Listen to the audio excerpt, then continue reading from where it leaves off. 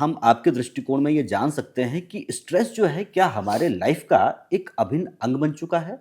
इसकी समझ जो है वो हमारी गड़बड़ है, इस वजह से ऐसा हो रहा है। जी।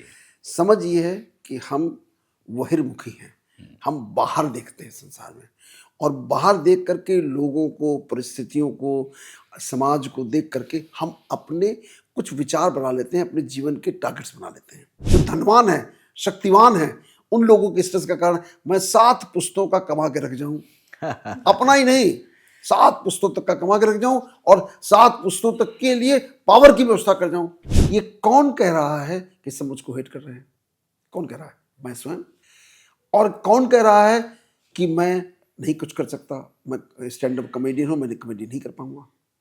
कौन कह रहा है? मैं स्वयं कह रहा हूं। एक पिक्चर आई थी कुछ दिनों पहले, मंगल ग्रह, अक्षय कुमार था उसका हीरो और उसके चारों तरफ जितने साइंटिस्ट थे उन सबके साइंटिस्ट के दिमाग में भरा हुआ था कि ये कभी नहीं हो सकता, बेकार है, ये प्रोजेक्ट ही बेकार है। वहाँ किसी ने पीएन से लेके और डॉक्टर अनुराधा तक मैंने जो एक माहौल देखा है वो हाँ, इतना पॉजिटिव माहौल उस कमरे में खास तौर से। और ये सब वहीं पर, और जहां मारपीट होती थी, गाली गलौज होती थी।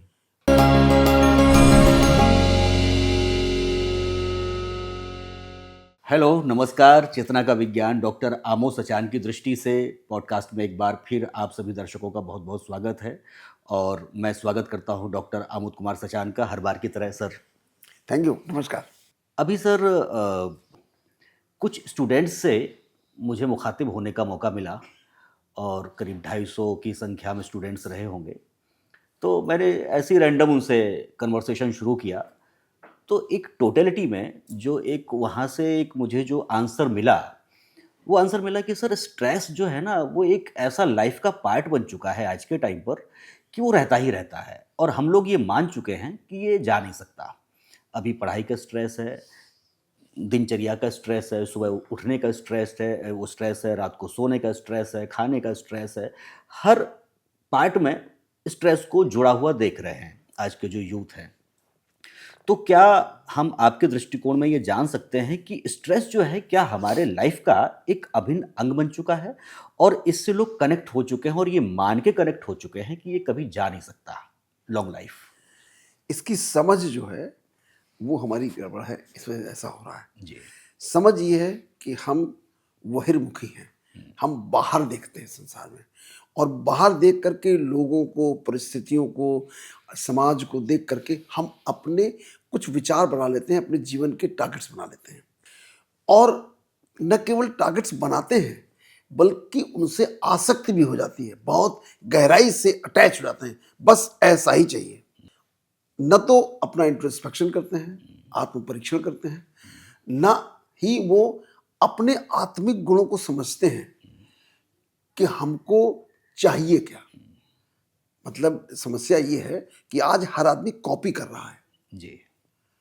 चाहे पढ़ाई लिखाई हो, चाहे घर व्यवसाय हो, दुकान हो, या चाहे किसी भी तरीके की कोई हॉबी हो, हम बस कॉपी करते चले जा रहे हैं। वो कॉपी हमारे लिए सही है या नहीं है हम देखते नहीं है, जानते नहीं है, क्यों इंटरेस्ट किया नहीं हमने।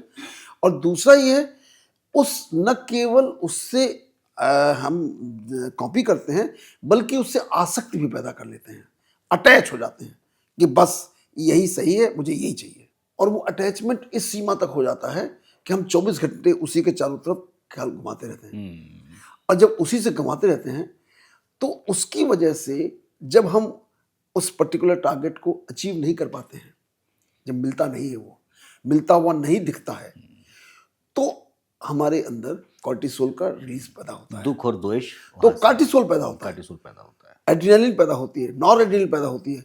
ये सब दुख के कारक हैं, शरीर के अंदर बीमारियां पैदा करते हैं और मन में स्ट्रेस पैदा करते हैं। तो आप उसी चक्रव्यूह में उलझे रहते हैं और इस चक्रव्यूह से निकल सकते नहीं हैं। इससे निकलने का तरीका सबसे बहुत सहज है, बहुत मुश्किल नहीं है।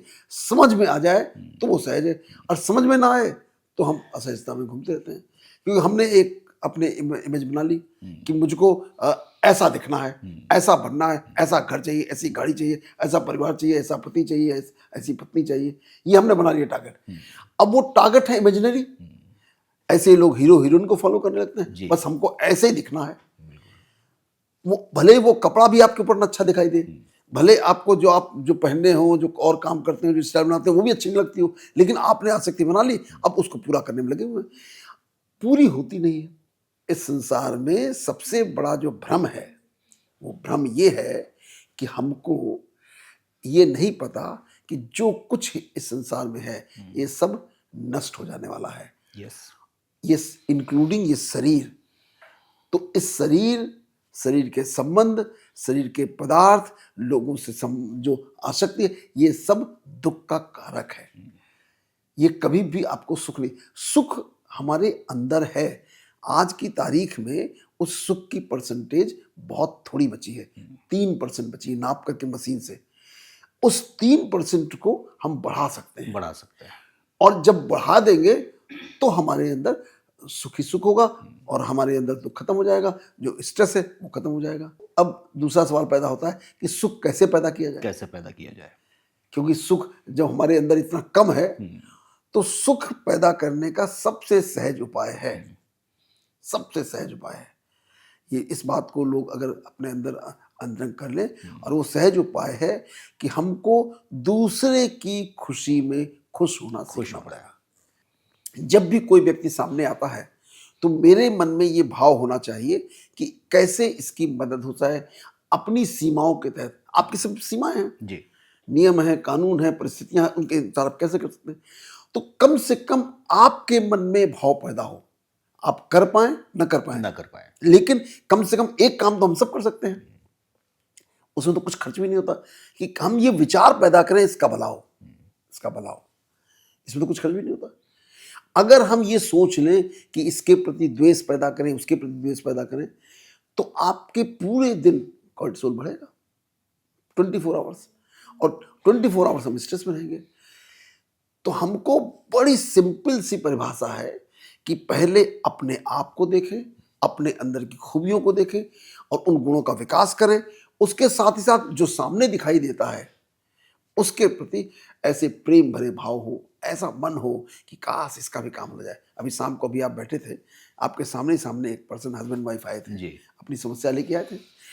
अब मैं उस समस्या जो है, अगर आदर्श रूप में आप कहें, तो मुझे उनको अंदर बुलाना भी नहीं चाहिए था, क्योंकि वो समस्या उनकी ऐसी है जिसमें बहुत ज़्यादा हम नहीं कुछ कर सकते कानून के दायरे में। लेकिन फिर भी मेरे मन में भाव था कि क्या किसी तरीके से इसकी कोई मदद की जा सकती है। अगर वास्तव में आप देखें तो मैं उसकी मदद नहीं कर रहा, मैं स्वयं अपनी मदद कर रहा था।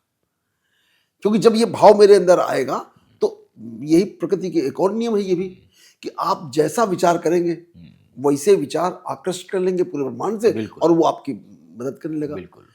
तो आपको सद विचार आते हैं, आपके मन में ये विचार नहीं आता, तो आप कि किसी का नुकसान हो, तो आप हमेशा खुश रहेंगे, हमेशा खुश रहेंगे।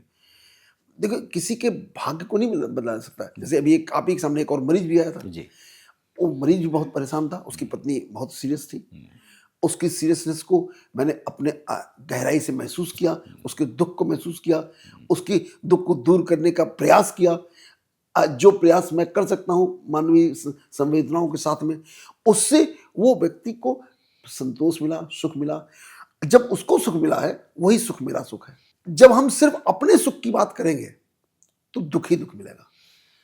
ये प्रकृति का नियम, प्रकृति बनाई ऐसे गई है, ये ईश्वर का ब्रह्मांड रचे ऐसे, क्योंकि वो खुद करके दिखाता है। क्या प्रकृति ही ईश्वर है और कहीं ऐसे बैठा नहीं कोई? क्या वो हम लोगों में भेदभाव करता है? कतई भेदभाव नहीं करता। वो सबको एक समान धूप देता है, एक समान वर्षा देता है, एक समान प्रकाश देता है, एक समान भोजन देता है। सब पूरी प्रकृति एक समान ऑक्सीजन देता है। जो इतनी कमी, जब कमी होती है पता चलता है कि ऑक्सीजन की कितनी महत्ता है। अब सोचिए, उस मरीज की ऑक्सीजन घट गई थी, ऑक्सीजन लगाई जा रही है अलग से, अब इस ऑक्सीजन को लगा रहे हैं, उसके पैसे भी ले रहे हैं आप। और ईश्वर पूरे ब्रह्मांड में सबको प्रचुर मात्रा में ऑक्सीजन दे रहा है, कोई पैसे नहीं मांग रहा, शुद्ध प्योर ऑक्सीजन। और वो कौन है? वो मेरा पिता है। पिता है। तो बेटे को कैसा होना चाहिए? जैसा पिता है, पिता की तरह होना चाहिए। तो हमको सबके कल्याण का भाव रखना चाहिए। और जब हम सबके कल्याण का भाव रखते हैं, मैं इसलिए आपको एग्जाम्पल से बता रहा हूं कि मैं कर क्या रहा हूं। मैं उस कुर्सी पे बैठकर पूरे दिन एक ही भाव देखता हूं। चूंकि इस समय सभी समाज के लोग, सभी तरीके के लोग भ्रमित हैं। भ्रम मतलब कंफ्यूज्ड है। वो समझते नहीं हैं कि क्या सच है, क्या झूठ है, क्या करना चाहिए, क्या नहीं करना चाहिए। इसलिए देखना पड़ता है, असेसमेंट करना पड़ता है, थोड़ी देर कभी-कभी बीच-बीच में ईश्वर का ध्यान करना पड़ता है, देखना पड़ता है, हे प्रभु कोई गलती ना हो। आज दिन में मैं सीतापुर वाले मेडिकल कॉलेज में बैठा हुआ था, उसमें मुझे थोड़ी देर के लिए ऐसी असहज स्थिति दिखी, तो मैंने कहा थोड़ी रुक जाओ यार, पहले थोड़ी देर ईश्वर से बात करते हैं, जो संदेश देंगे। तो उन्होंने संदेश दिया, संदेश ही नहीं दिया, उन्होंने जो होना चाहिए था उन्होंने सब कर दिया। मतलब मैंने कुछ नहीं किया, जो होना चाहिए था वो दूसरे ने कर दिया और काम डिसीजन हो गया अपने आप। वाह, ग्रेट। ये जितने लोग बैठे हैं सब उसके गवाही हैं। वाह, क्या दे, बात। दे, क्योंकि मेरा व्यक्तिगत कोई नहीं स्वार्थ नहीं है। जब मैं उस कुर्सी में बैठता हूँ तो मैं उठ जाता हूँ अपनी कुर्सी से। मैं नहीं हूँ, मैं मैनेजर हूँ उसका, और मेरे को पूरी तरीके से मैं समर्पित हूँ, तो वो मेरी रक्षा भी करता है। जब मैं उसके साथ होता हूँ तो उसके जैसा हो जाता हूँ, उसकी तरह सोचने लगता हूँ, उसकी तरह कर्म करने लगता हूँ, तो वो सारी शक्तियाँ भी ब्रह्मांड की आपकी मदद करने लगती हैं। मदद करने लगती वो है, ऑटोमेटिकली ये नियम है। डेफिनेटली। और जब मैं स्वार्थ मेरा अहंकार, मेरे सामने कोई ऐसे कर सकता है, मेरे सामने ये क्या कर सकता है, तो फिर आप हो जाते हैं। तो फिर वो कहता है डिस्कनेक्ट हो जाता है, क्योंकि उससे कनेक्शन का स्ट्रेस दूर करने का सबसे सहज उपाय दूसरा है। पहला मैंने बता दिया कि आप दूसरों की खुशी में खुश होइए, कभी कोई स्ट्रेस नहीं होगी। दूसरा उपाय ये है कि जिसके पास प्रचुर मात्रा में खुशी है उससे कनेक्ट हुइए। वो कौन है? वो परमपिता परमात्मा है। तो जब कभी कोई भी हो कि तो मैं ये जितना भी संसार के लोग हैं, व्यक्ति है, समाज है, व्यवस्था है, लोग हैं, वो सब टेम्परेरी हैं। असली मेरा वो है। जहां आपने उससे कनेक्शन जोड़ा, ये सच है, हम भूले हुए हैं, क्योंकि अकेले पैदा हुए थे, कोई आया तो नहीं साथ में, सब बाद में जुड़ते चले गए, और अकेले ही जाना है, और जहां से आए हैं वहीं जाना है। तो फिर काहे का अटैचमेंट, किस बात का? उसी के लिए सारे दिन, अब आप देख रहे हैं आजकल कि जो सबसे बड़ा स्ट्रेस का कारण, जो धनवान है, शक्तिवान है, उन लोगों के स्ट्रेस का कारण, मैं 7 पुस्तकों का कमा के रख जाऊं, अपना ही नहीं, 7 पुस्तकों तक का कमा के रख जाऊं, और 7 पुस्तकों तक के लिए पावर की व्यवस्था कर जाऊं। मैं अगर राष्ट्राध्यक्ष हूं तो मेरा बेटा भी राष्ट्राध्यक्ष बने, या प्रदेश का अध्यक्ष बने, और मेरे बेटे का बेटा बने, सब वही बने। आसक्ति है ये। वो आपका बेटा नहीं है, बेटा सब उसके हैं। वो आपके और उसके कर्मों के फल के अनुसार आपका उसका रास्ता है। सब अपने अपना हिसाब किताब चुकाने आए हैं। जहां आप ये जान जाते हैं कि हिसाब किताब चुकाने आए हैं, और हिसाब किताब मुझे चुकाना ही पड़ेगा। एक और चीज स्ट्रेस का कारण है, बहुत बड़ा कारण है, कि हम इसके लिए अज्ञानी होते हैं कि जो मेरा पति है, जो मेरी पत्नी है, जो मेरा भाई है, जो मेरी बहन है, जो मेरे माता हैं, जो मेरे पिता हैं, जो मेरे अन्य रिश्तेदार हैं, और जो होने वाले रिश्तेदार हैं, ये सब के साथ मेरा हिसाब किताब है, सब के साथ। और हर व्यक्ति उस हिसाब किताब को पूरा करने के लिए आता है। ये उसका मैकेनिज्म है इस ब्रह्मांड की, कि हर व्यक्ति को हिसाब किताब पूरा करना है। वो हिसाब किताब में, चूंकि आजकल हम सब निगेटिविटी से भरे हुए हैं, इसलिए वो हिसाब किताब ज्यादातर निगेटिव है। तो जब आप निगेटिव है, मतलब सबको आप कर्जदार हैं सबके। निगेटिव का मतलब ये है, पॉजिटिव होता आपको ज्यादा होता तो आप कर्जदार हैं सबके। तो जब वो कर्जा मांगने वाला आता है आपसे, तो आप कहते हैं ये कहां से आ गया, ये तो कभी इसका कोई राइट ही नहीं बनता, इसने तो कुछ किया ही नहीं, सब मैंने किया, मैंने कमाया, मैंने बनाया, मैं ही सब मालिक हूं, और ये बताओ मांग रहे हैं। कोई आदमी आया कहीं से, इनकम टैक्स डिपार्टमेंट से आ गया, कोई और आ गया आपकी वही करने, कुछ करने आ गया, तो आप एकदम परेशान हो जाते हैं। रास्ते में एक्सीडेंट हो गया तो लगता होता ये पीछे पड़ गया आपके, और कहना पैसे लाओ, आपने गाड़ी तोड़ दी, ये कर दी। ये सब हिसाब किताब है।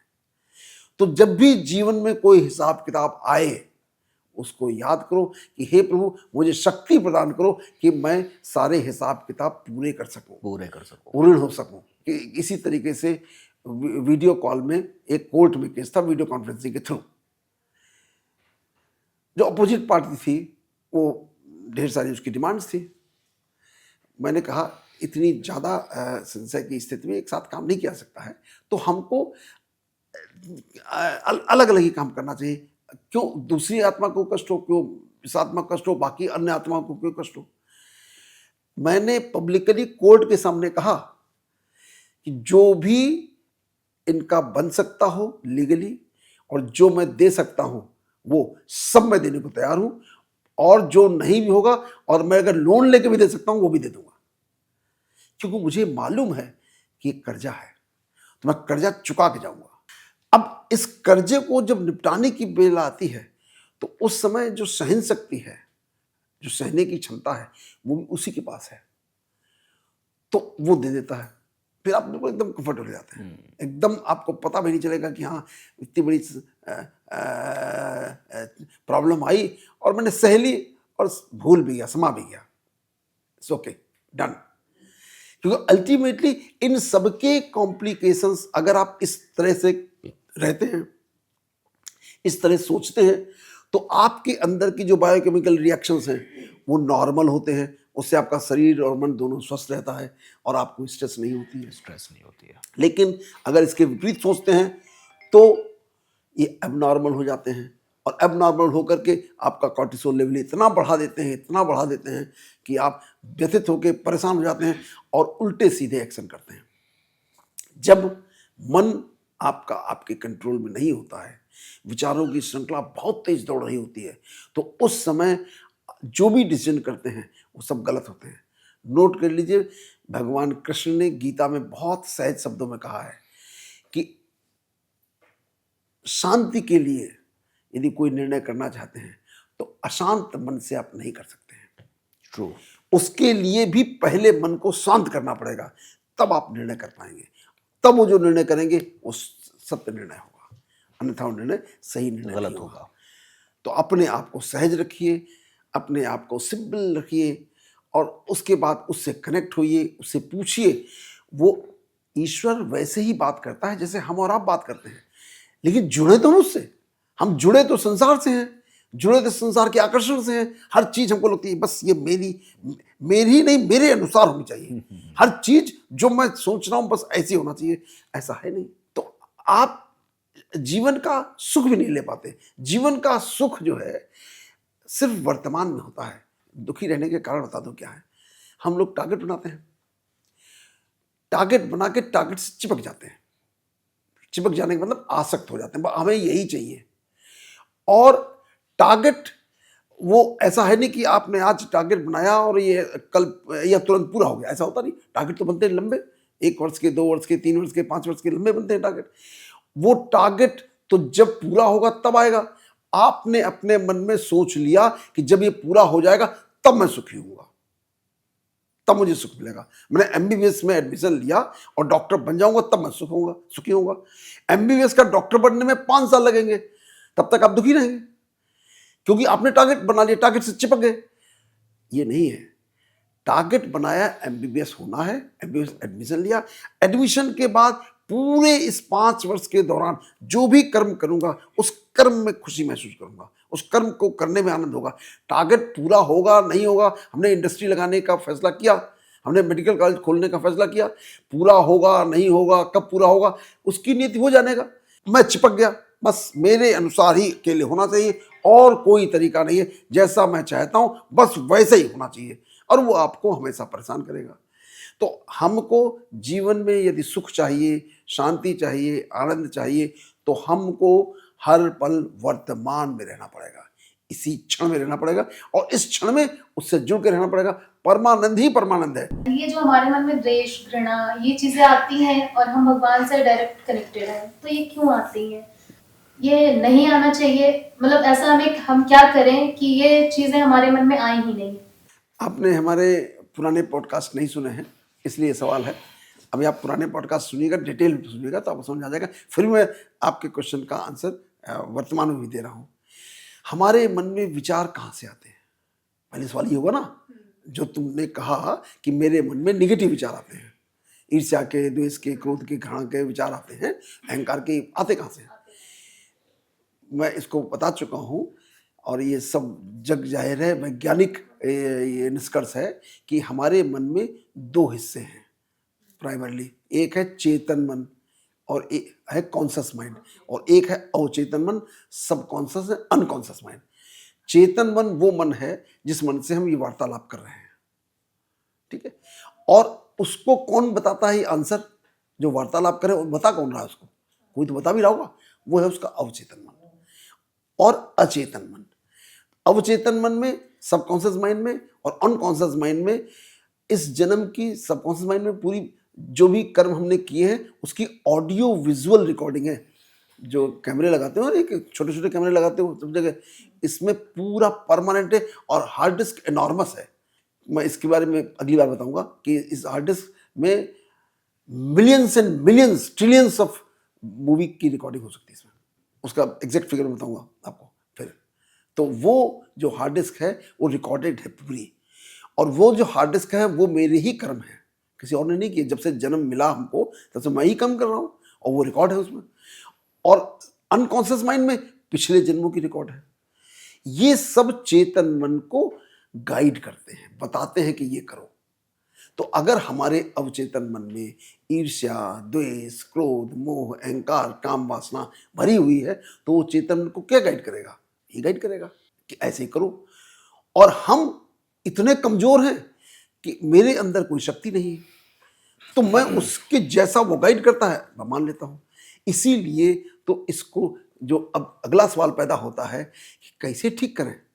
अगर ये ठीक नहीं हो, ऐसे मुझको गाइड करता रहेगा और ऐसे मेरे को नष्ट करता रहेगा, मेरा पूरा भविष्य बर्बाद कर देगा। वो कर रहा है। हर व्यक्ति आज की तारीख में जिस तरीके के विचार रख रहा है, उन्हीं विचारों के कारण तो आज इस दुर्गति को प्राप्त है पूरा संसार। क्या मनुष्य इसलिए था कि हम एक दूसरे को मार डालें? पूरी दुनिया क्या कर रही है? एक व्यक्ति दूसरे व्यक्ति को मार रहा है, एक समाज दूसरे समाज को मारे डाल रहा है, एक देश दूसरे देश को मारे डाल रहा है। ये क्यों हो रहा है? ये इन्हीं कारणों से है। तो हमको अपने अवचेतन मन और अचेतन मन की फॉर्मेटिंग करनी है, लेकिन इसकी फॉर्मेटिंग होती नहीं है। कोई तो तरीका होता इसका होगा। कोई तरीका नहीं है कि इसकी फॉर्मेटिंग हो। बस तरीका है, सिंपल तरीका ये है कि आपको नई रिकॉर्डिंग लिखनी है, और नई रिकॉर्डिंग चेतन मन से उसको बार बार ये कह करके, देखो ये गलत है, ये मुझे नहीं करना, this is wrong, I will not do. क्योंकि हमारी आत्मा की ताकत बहुत कम है, लेकिन ऐसा नहीं है कि उसको पता नहीं है, फिर भी वो कहती बताती है कि देखो गलत है, ये नहीं करना। तो तुम अवचेतन मन से को, no I am not going to listen you, I will do whatever is correct. जब न समझ में आवे, शांति से बैठ जाओ, कनेक्ट होने का प्रयास करो। हे प्रभु मुझे गाइड करिए, मैं क्या करूं? तो प्रभु गाइड कर देंगे। और नहीं तो अगर संसार में बहुत कम लोग बचे हैं, न समझ में आवे, मुझसे फोन करो, मुझसे बात कर लो, मैं बता दूंगा सच क्या है झूठ क्या है। लेकिन करो सत्य। अगर आप उससे नहीं जुड़ोगे, जुड़ने वाला वो है, नई रिकॉर्डिंग जो है वो बिल्कुल प्योर होनी है। ध्यान में क्या करते हैं हम? यही तो कहते हैं, मैं ये शरीर नहीं हूं, मैं मन भी नहीं हूं, मैं इन दोनों को चलाने वाली जीवनदायिनी शक्ति आत्मा हूं, और ये आत्मा उस परमपिता परमात्मा की संतान है। फिर हम परमपिता परमात्मा से कनेक्ट होते हैं, वहाँ जाते हैं, बैठते हैं उनके पास, उनकी सारी शक्तियाँ, उनके सारे गुण ग्रहण करते हैं। ग्रहण करके अपने को रिमाइंड करते हैं। किसको रिमाइंड करते हैं? अवचेतन मन को, कि हाँ तुम ये हो, तुम ये नहीं हो, इस फ्रॉड में मत फंसो। उससे जब हम उस समय बिल्कुल गहराई से, गहनता से जब कनेक्ट होते हैं, तो वहाँ से शक्ति भी मिल जाती है, वहाँ से पावर भी मिल जाती है। वो जो पावर मिलती है वो हमको शक्तिशाली बनाती है, तो हम सही निर्णय करने लगते हैं। ये काम हमको वॉलंटरली करना है, इनवॉलंटरी नहीं करना है। मतलब मुझे अपने आप को स्वयं ट्रेंड करना है। मुझे मालूम है मैं गलत हूं।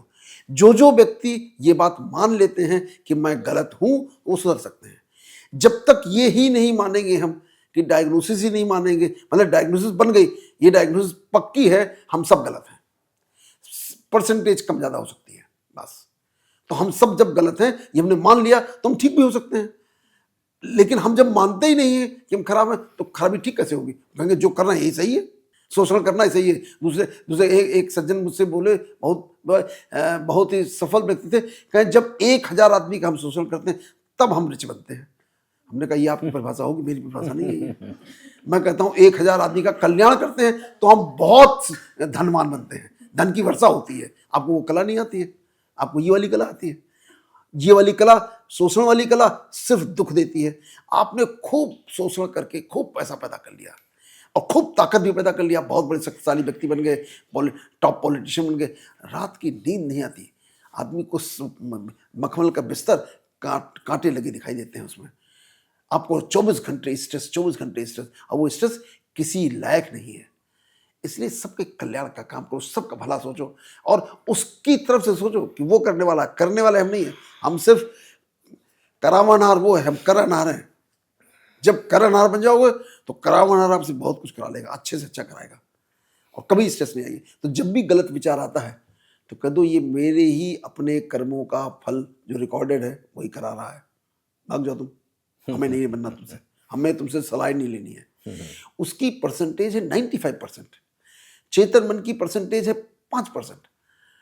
इतना पावरफुल शक्तिशाली है वो कि वो आपको कुछ करने नहीं देता, लेकिन उसके कुछ और भी फीचर्स हैं, वो भी समझ लो। वो जब यदि चेतन मन उसको आदेश दे दे और वो आदेश ग्रहण कर ले वो, तो फिर वो जिन है, अलादीन का चिराग है, कहता मैं सब कुछ कर सकता हूँ, मेरे पास सारी ताकत है। लेकिन वो सुनता नहीं है, तो उसको सुनाने का तरीका ये है, उसका भी तरीका है, सुनाने का तरीका ये है कि सुबह के समय ब्रह्म मुहूर्त में, अमृत वेला में, सूर्योदय के 2.5 घंटे पहले चेतन मन और अवचेतन मन के फाटक खुले होते हैं। वो पूरी सुनता है और पूरी जब क्लियरवाइंस होती है ब्रह्मांड में, तब ईश्वर भी बहुत आसानी से कनेक्ट हो जाता है, क्योंकि फ्रीक्वेंसी हमारी जो है हमसे बहुत आसानी से कनेक्ट करते हैं। उस समय यदि हम अवचेतन मन को आदेश दे दें और वो आदेश स्वीकार कर ले, यही जो आदेश जो ध्यान में हम करते हैं, तो उसके बाद वो कहता है मैं अलादीन का चिराग हूं, मैं जो ये कहता है या आका, जो तुम करो यही होगा, और वो होगा, उसको कोई रोक नहीं सकता, क्योंकि वो कनेक्टेड है उस समय। और यदि आपने ईश्वर से पूछ के लिखा, ईश्वर से पूछने का मतलब क्या है? ईश्वर के गुण, ईश्वर वो 7 गुण ही हैं और 8 शक्तियां हैं, और ईश्वर कुछ नहीं है, और वो निराकार है, सब जगह व्याप्त है वो। तो इसलिए हमें उसके साथ कनेक्ट होना है, जुड़ करके बात करनी है, और अपने अपने सबकॉन्शियस माइंड की हमें बिल्कुल फॉर्मेटिंग कर देनी है। तुम लोग तो रोज देखते हो, मेरे को पूरे दिन देखते हो, तुम्हारे सामने सामने टेलीफोन आ रहे हैं और मैं निर्णय को बदल रहा हूं। क्या तुमने देखा मैंने कोई निर्णय बदला? नहीं बदल सकता, क्योंकि मुझे मालूम है सत्य यही है। और ईश्वर से पूछता हूं, ये ध्यान करता हूं कि हमारे साथ जितने लोग हैं उनका कल्याण कैसे हो, उनके लिए मैं कैसे निर्मल रहूं, उनके लिए न्यायप्रिय कैसे रहूं। इसलिए सबका ख्याल करता हूं कि मैं ये इतना बड़ा परिवार जो मेरा है 10,000 लोगों का, ये परिवार ईश्वर ने मुझे दिया है। 10,000 जो हैं, मैं सबको अपना परिवार का मेंबर समझता हूँ, मैं कोई बिल्कुल अलग नहीं समझता। लेकिन तो उसको कैसे कल्याण करूँगा अगर मैं न्यायप्रिय नहीं रहूँगा, गलत बात करूँगा या कहीं पक्षपात करूँगा, किसी के साथ करूँगा, किसी के साथ नहीं करूँगा, तो न्याय नहीं होगा। और न्याय नहीं होगा, अन्याय होगा, दंड कौन पाएगा? मैं क्यों दंड पाऊँ? मैं कोई काम दंड का नहीं करता, बहुत सोच समझ के बहुत उससे करता हूँ कि हाँ यस ये सत्य है, ये उचित है, ये सबके हित में है, वो काम करता हूँ। और उसका निश्चित हो मुझे कोई उसका दुख नहीं होता। कैसा? अभी आप सोचो 1 मिनट के लिए, जस्ट इमेजिन करो, एक न्यायाधीश है, जज की कुर्सी में बैठा है, उसका क्रिमिनल आते हैं दिन भर, क्या किसी को दंड नहीं देगा? वो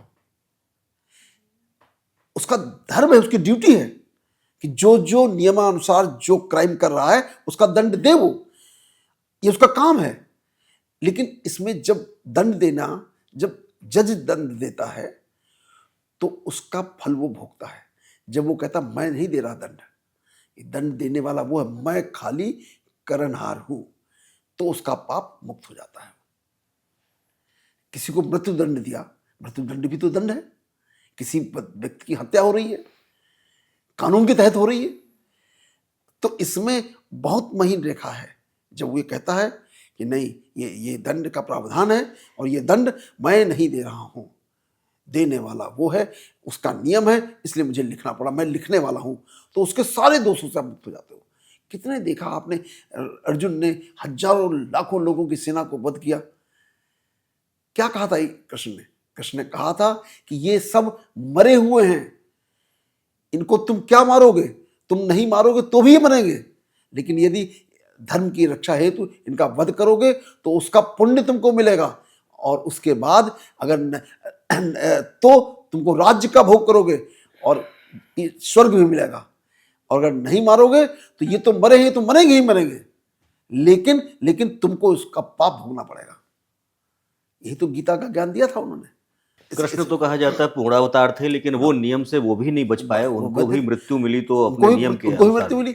जो अर्जुन इस अक्षुणी सेना का जिसने वध किया था, उस अर्जुन को जब वो स्वयं अकेले अर्जुन के रूप में था, अकेले, ईश्वर उसके साथ नहीं था, तो उसको कोल भीलों ने उनको मार के भगा दिया था। ये भी एक कहानी उसके बाद की है कि कोल भीलों ने उनको मार के भगा दिया था। तो कहे ये अर्जुन जिसने अक्षुणी सेना का वध किया था, उस समय उनका सारथी कौन था? ईश्वर, स्वयं ईश्वर था। तो हमें हर पल ईश्वर को साथ रखना है। जब ईश्वर को साथ रखेंगे, उसकी शक्तियां, फिर एक बार मैं रिपीट कर दूं, बार बार दर्शकों के लिए समझ में आ जाए कि ईश्वर कौन है। जब ईश्वर को साथ रखने की बात करते हैं तो हमेशा हमारे दिमाग में जाता है कोई ऐसा व्यक्ति है, उसके साथ हम अकेले हो जाएं, शांत हो जाएं, करेक्ट हो जाएं तो हम ईश्वर मेरे साथ है। ऐसा नहीं है। ईश्वर इन 7 गुणों और 8 शक्तियों का नाम है, और उसमें सबसे प्रमुख गुण है प्रेम, सत्य, निस्वार्थ प्रेम। मुझे प्राणी मात्र से हर एक के साथ करुणा हो, दया हो, उसके प्रति भी जो मेरे प्रति द्वेष रखता हो उसके प्रति भी करुणा हो, वो है ईश्वर। तो ईश्वर को पाने का तरीका सिर्फ प्रेम है।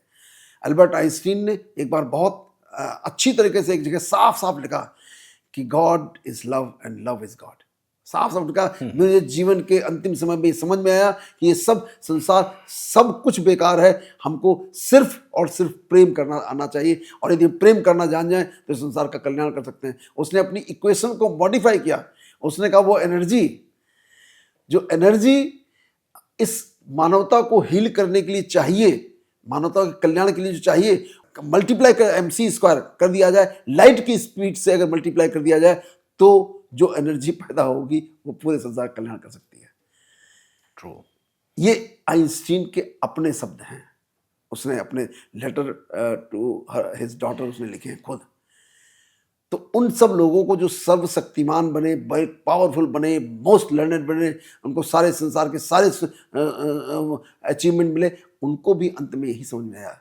यही बात समझ में आई जो एप्पल का स्टीव जॉब, एप्पल का जो फाउंडर है, उसको भी समझ आया कि इस संसार में सिर्फ प्रेम ही है सब कुछ जो सब कल्याण कर सकता है। और मैंने पूरा जीवन सिर्फ धन कमाने में लगा दिया। अब मुझे एहसास हो रहा है कि काश मैंने कुछ क्षण प्रेम भी कर लिया होता। हमने इधर ये कर दिया, वो कर दिया, मुझे कुछ समझ नहीं आ रहा अभी मुझे क्या करना चाहिए। मेरे पास कई सारे ये चल रहे हैं, तो विचार चल रहे हैं जो मुझे नहीं समझ आ रहा है कि अभी मुझे क्या करना चाहिए।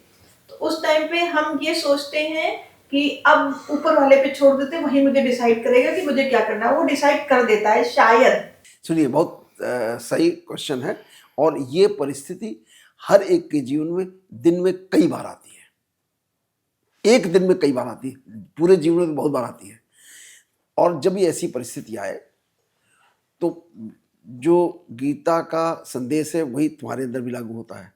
पहले हम मन को शांत करेंगे, जब शांत हो जाएंगे तब उससे पूछेंगे। अशांत मन से कनेक्शन नहीं बनता है। तो बताए कैसे हो? और वो कहता है, ये भी गीता में ही कहा है उन्होंने, मैं अकर्ता हूं, मैं कुछ नहीं करता। मैंने सिर्फ इस ब्रह्मांड को बनाया है और ब्रह्मांड के नियमों को बनाया है। उन नियमों के तहत सारे डिसीजन होते हैं। करते तुम हो, कर तुम ही सकते हो सब। तो उसके लिए हमें यही करना है कि अपने आप को शांत करना है। और शांत करना, जब तक आप उस परिस्थिति में सोचते रहेंगे, जो भी परिस्थिति पैदा हुई, किसी से कोई बात कह दी, किसी ने कुछ कर दिया, कुछ हो गया, और जब उसको सोचते रहो तो तुम उससे निकल नहीं पाओगे। तो पहले उससे को नहीं, 2 मिनट शांत रहो। पहले हम जाएंगे अपने पिताजी के घर, पिताजी के साथ बात करेंगे। पहले थोड़ी देर शांति से बैठो। जब शांत हो जाए मन, उस घटना से, उस परिस्थिति से अपने को अलग कर लो। कोई परिस्थिति कहीं ज़्यादा खराब हो रही हो, उस जगह छोड़ दो। सर, आज के टाइम में मैं जहाँ पे काम कर रही हूँ तो मैं अपना काम ऑनेस्टी से कर रही हूँ, पूरी निष्ठा से कर रही हूँ, पूरे कर्मठ से कर रही हूँ। लेकिन उसकी वजह से बहुत से लोग ऐसे हैं जो शायद ऐसा नहीं है, ऑनेस्ट नहीं है, but for some reason 10% people are liking, 90% people are not liking, जिसकी वजह से वो हेट्रेड, वो नेगेटिविटी, वो डिसलाइकिंग सबकी नज़रों में दिख जाती है once I enter the room. तो ऐसी सिचुएशन में मैं अपने आप को कैसे नॉर्मल करूँ, जहाँ मुझे शायद 100 में 90 लोग पसंद नहीं करते, बट मुझे पता है मैं ठीक कर रही हूँ। तो इसमें आप ठीक। हिम्मत कैसे आएगी? अब मैं आपको एक किस्सा सुनाता हूँ, रियल किस्सा है, झूठ नहीं है। एक बुक है दी सीक्रेट, आप लोगों ने नहीं पढ़ी होगी। तो दी सीक्रेट का पहला लेटर है, उसमें यही लिखा है। उसने ये कहा, एक आदमी ने चिट्ठी लिखी अपनी परिस्थितियों की एक साइकोलॉजिस्ट के पास में। तो उस साइकोलॉजिस्ट ने उस केस को उसमें डिस्क्राइब किया है। उसने लिखा, उसने क्या लिखा? उसने लिखा कि मैं गे हूँ, मैं स्टैंड अप कॉमेडियन बनना चाहता हूँ, और इस पूरे इंस्टीट्यूशन में जहाँ मैं काम करता हूँ वहाँ सब मुझको हेट करते हैं, और मैं नहीं समझ पाता मैं क्या करूँ। ये सवाल है, मैं उसकी ऑडियो बुक भेज दूंगा। तो उसने जब ये मेल उसने भेजा उसके पास, तो उस साइकोलॉजिस्ट ने कहा, you read your mail again and there is a question and there is answer hidden in this. Answer क्या है? क्वेश्चन तो साफ साफ दिख रहा है, आंसर ये छिपा हुआ है। ये कौन कह रहा है कि सब मुझको हेट कर रहे हैं? कौन कह रहा है? मैं स्वयं। और कौन कह रहा है कि मैं नहीं कुछ कर सकता, मैं स्टैंड अप कॉमेडियन हूं, मैं कॉमेडी नहीं कर पाऊंगा? कौन कह रहा है? मैं स्वयं कह रहा हूं। तो ये एटीट्यूड जो है, ये मेरा अपना है कि लोग मुझको हेट करते हैं, लोग मुझे घृणा करते हैं, लोग मुझसे बुरे हैं। तो उसने फिर क्या किया? अगेन पूरी स्टोरी कंप्लीट कर दूं तो आंसर अपने आप मिल जाएगा। उसने किया, now you should say start saying this thing कि everybody loves me, everybody likes me, and I'm a very perfect stand-up comedian. I'm performing in a big crowd, and everybody respects me. He gave this answer to him. Okay? You stand up before the mirror and say these sentences several times in a day, or definitely before coming to your office. After 6 months, he received a mail from the same person. उसने उसी आदमी से एक mail उसको आया दोबारा, और उसने कहा, सर व्हाट हैज हैपेंड, अंग्रेजी में है इसलिए मैं हिंदी में बता देता हूँ। उसने कहा कि मैंने ये काम पूरे दिन करना शुरू किया, और सारे लोग आज की तारीख में मुझसे प्रेम करते हैं। जो लोग नहीं करते थे या नहीं अच्छे थे, वो लोग स्वयं छोड़ के चले गए, वो नौकरी छोड़ के चले गए, और मेरे लोग में वहां जितने लोग हैं वो सब मुझको प्रेम करते हैं। And now I am a very influential powerful comedian, stand up comedian, and मेरा इतना सम्मान है as a comedian. Within 6 months time this has happened, this miracle has happened. I am very happy that you gave this advice to me. Then he said, how this happened? Then author has written how this happened, because these are the thoughts which we create ourselves. ये स्वयं हम पैदा करते हैं, और पैदा करके दो काम करते हैं, वैसी ही रिएक्टिविटी हम अंदर ले जाते हैं अपने। तो सारा बायोकेमिकल रिएक्शन वैसे ही होता है। उसके साथ जो दूसरा पार्ट होता है वो उससे भी ज़्यादा खराब है, कि हम वही सिग्नल पूरे ब्रह्मांड को भेजते हैं। तो वैसे ही लोग हमारे चारों तरफ इकट्ठा हो जाते हैं। वही जिनको आप नहीं चाहते हैं वो और आप बुला लेते हैं, न चाहने वाले लोगों को। तो ऑटोमेटिकली वो आपका काम बिगड़ जाता है, आपका काम और बिगड़ेगा।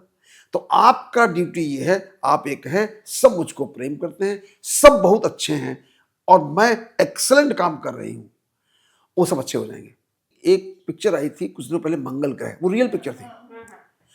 तो मंगलयान की जो पिक्चर थी, उस पिक्चर में अक्षय कुमार था उसका हीरो, और उस पूरे, और ये काम मैंने स्वयं भी किया है अपने डिपार्टमेंट में।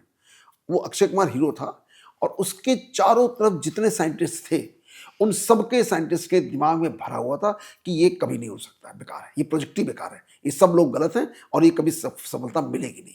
उसने उन सब लोगों को न केवल पहले कॉन्फिडेंस दिया, सेलिब्रेट किया, खूब पार्टियां करी सब लोगों का, नहीं, वी आर इन द मंगल ग्रह, we are there and we will reach there.